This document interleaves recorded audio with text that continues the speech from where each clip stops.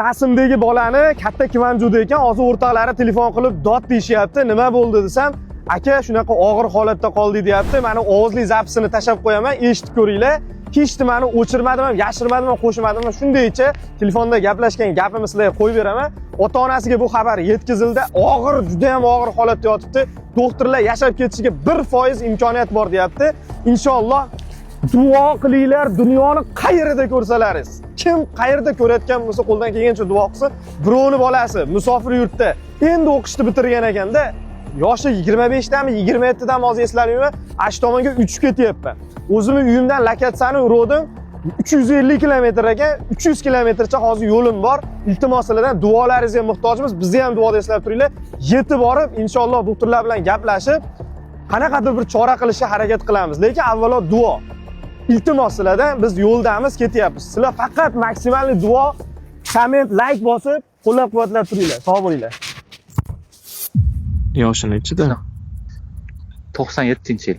Studentmi? Student edi, bitirgan aka. Qaysi o'qishda? Chonnam universiteti. Alazzo yon atrofida. Nimaga miyasiga qon quyilib qoladi?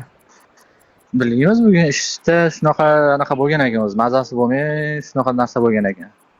O'zi ishdagi hajanglari ham anaqa samonim birdan-bir turibmiz hozir nepchillarda. Shunga sizdan bir maslahat so'raychi, qanaqa bo'ladi deb iloji bo'lsa agarda. Kasalxonada turibsizlarmi? Kasalxonadamiz. 10 yil tashqaridamiz hozir. Ish vaqtida bo'lganmi, uyda bo'lganmi? Yo'q, uyda bo'lgan, bir o'zi bo'lganda. Bir o'zi bo'lgan. O'sha mazasi qochayotganda Illilko'ga telefon qilgan. Illilko hamma anaqa informatsiyalarni olib, o'sha yo'lga chiqib, uyning oldiga kelganda telefonni olmagan, hushdan ketib qolgan bo'lgan bu. Illilko Melisaga telefon qilgan. Melisa keyin hamma o'sha uylarda anaqa qilib, taqqilatib, netib topib, buni baqib kelgan keyin sразу Nepchilga. Shunaqa bo'lgan. Demak, tez yordamga telefon qilgan, tez yordam yo'lda kelayotganda bu hushdan ketib qolgan. Shunda yo'q. O'sha uyda o'zi qolganda hushdan ketib qolgan. Yo'q, o'sha men gapimni eshitingda. Tez yordamga telefon qilgan. Tez yordam yo'lda kelayotgan paytda bu uyda o'tirib hushdan ketib qolgan. Shunday. Keyin tez yordam kelib telefon qilganda ko'tarmagan, qaysi xonaligini bilmagan, domga kelgan. Shunday. Qaysi xonadaligini bilmagan. Shunday. Keyin u Melisaga telefon qilib, bizni bitta bemor uyga chaqirgan. Mana shu lokatsiyani bergan, mana shu bino, lekin qaysi xonaligini bilmaymiz. Shunday. Qaysi xonaligini bilib ber deganda, Melisa kelib, qaysi xonaligini topib, eshikni ochgan, to'g'rimi? Shunday. O'sha o'rtoqlarimiz ham uyga kirganda Melisa. O'sha topolmasdan o'sha anaqa yon atroflarni tekshirgan qator. Qaysi uyda ekan bu. O'sha o'zbeklar kelib chiqqan aytdi. Ha, shunday. Mana shu nomer desa, men aytdim, bitta o'zbek bor deb nima qilishgan, to'g'rimi? Shunday. Menimcha eshikni buzishganmi? Chutak bo'lganda aka, chutak bo'lgan. O'sha yonida anaqalar yashaydi-ku o'zi egalari. Egalari. Shunda so'rashgan. Shunaqa narsa bo'lgan. Keyin u eshikni ochib bergan. Demak, uyda egasi ochib bergan ekan-da. Shunday bo'lgan bo'lsa kerak menimcha. Tushunarli. Yoshi nechida dedingiz u bolani? 97-yil aka, o'sha 28lar. Bakalavr bitirganmi? Bakalavr bitirgan. Hozir ish qidirish vizasidanmi? Shunday bo'lsa kerak. Shunga kutaylikmi aka? Hozir uydagilarga xabar berilasizmi? Uyda hamakilarga xabar berilgan, hamakilari uyga boryapti. O'sha amakisining nomerini topdik telefonida. Amakisi oldiga ketyapti. Uyda kim bor? Ota-onasi bormi? Ota-onasi bor.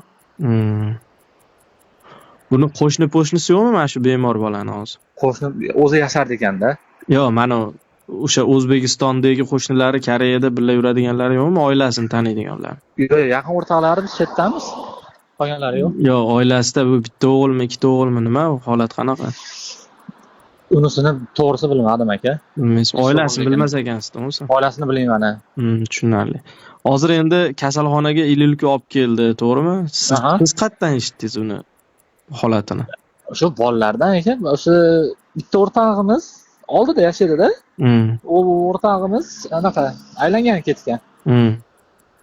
Uni uyiga Melisa kirayotganini boshqa bitta tanish ko'rib qolganda video tashlagan. sizlar uylarga melisa kiryapti deb anaqa tashlagan. Keyin u bola nima bizlar uyimizga ham kiryapti, melisa kiryapti deb. O'shani haqiga yonida illilku anaqa bo'lgan, mashina bo'lgan. Emergency. Keyin so'rab surishtirib anaqa qilsa, mana shu bola yashaydigan bo'lgan, ishda chaqirgan bo'lgan.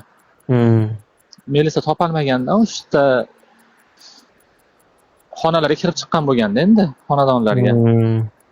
Xullas qarang, hozir endi doktorxonaga keldi. Doktor nima deyapti dedingiz? Doktor bo'lmaydi degandek qilyapti-da.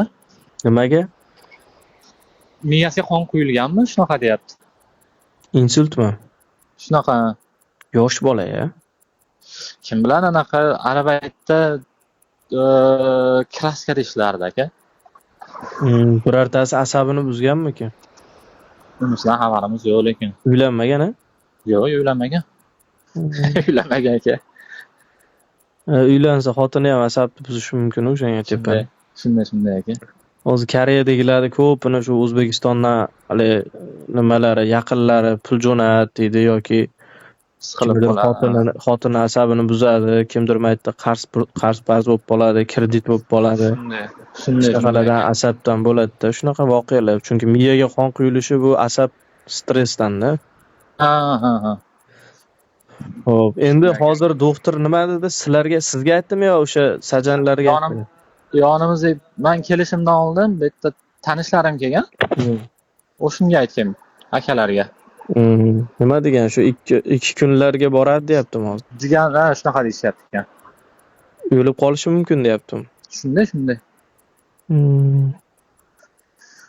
Jichani anaqasini kutaylik aka tafsilotlarini.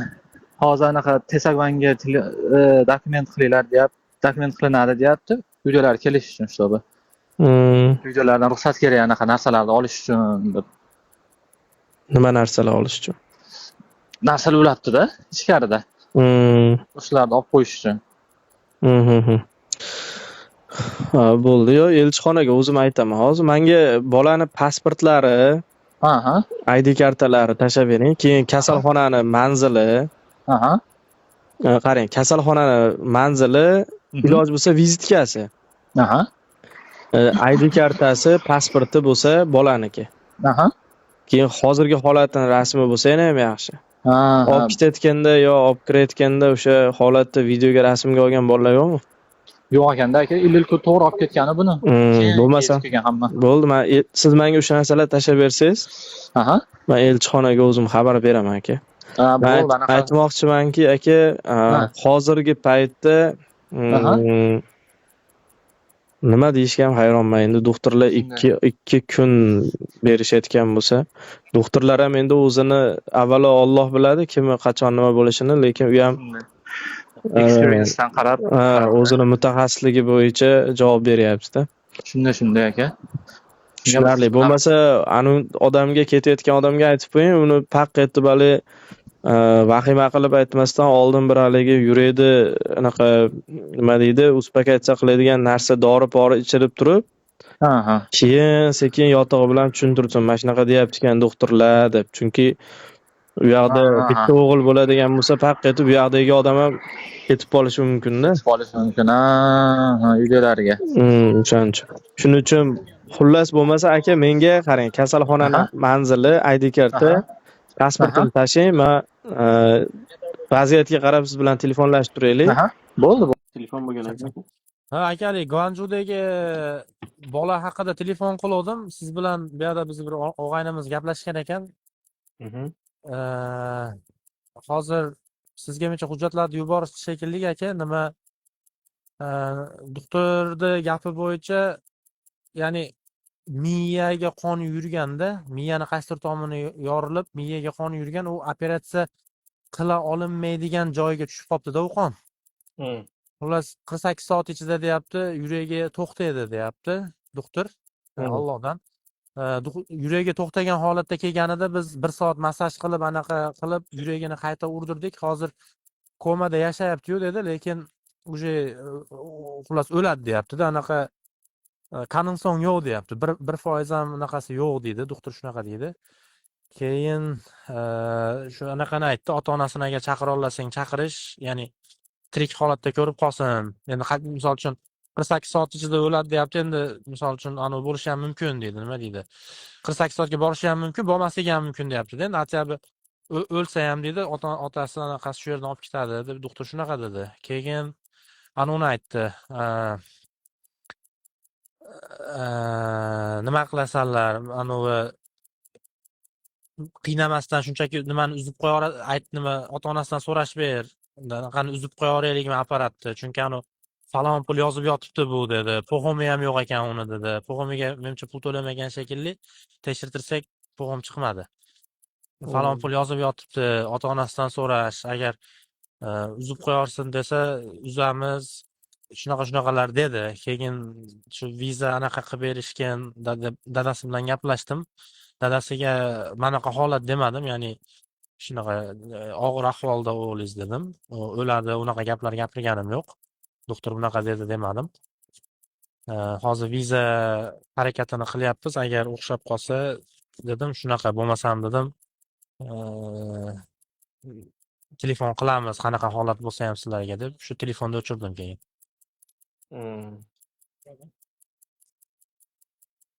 Xullas shunaqa holat aka.